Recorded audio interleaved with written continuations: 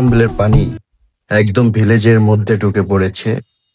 এটি হচ্ছে নদীর পশ্চিম পাড় হিমনগর ভিলেজের ভিতর চলন বিলের পানি বৃদ্ধি পাবার কারণে ঢুকে পড়েছে।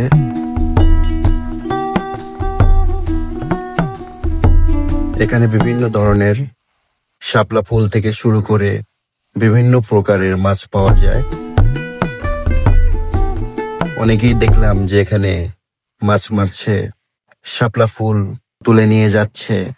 এছাড়াও এখানে বিভিন্ন ধরনের শালিক থেকে বিভিন্ন পাখি,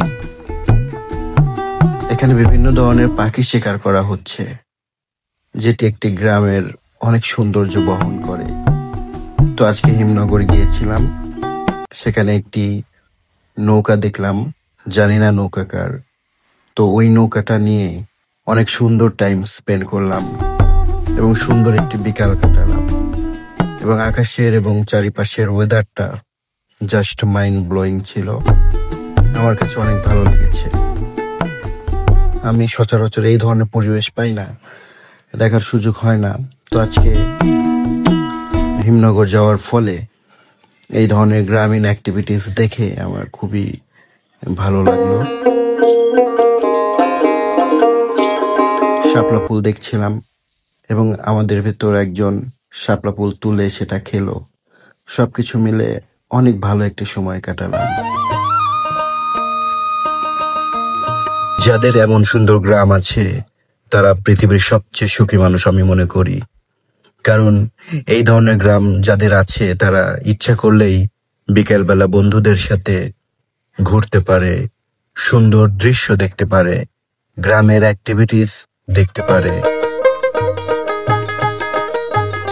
এবং আপনারা জানেন যে একটা গ্রাম যদি সুন্দর হয় তাহলে প্রত্যেক ছেলে মেয়ের শৈশবটা সুন্দর হয়, এটা আমি বিশ্বাস করি।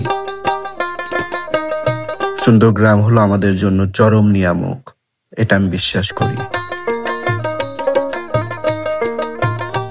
ডিজিটাল এই যুগে অথবা টেকনোলজির এই যুগে এই সুন্দর সময়গুলোকে মেমোরি করে রাখার জন্যই হয়তো ভিডিও করে রাখি, যেন অনেক বছর পরে এই সময়টাকে ফিল করতে পারি, এই সময়টাকে বুঝতে পারি যে কতটা ভালো সময় ছিল। দিনের আলো যত কমে যাচ্ছিল তত সৌন্দর্য ক্রমশ বৃদ্ধি পাচ্ছিল।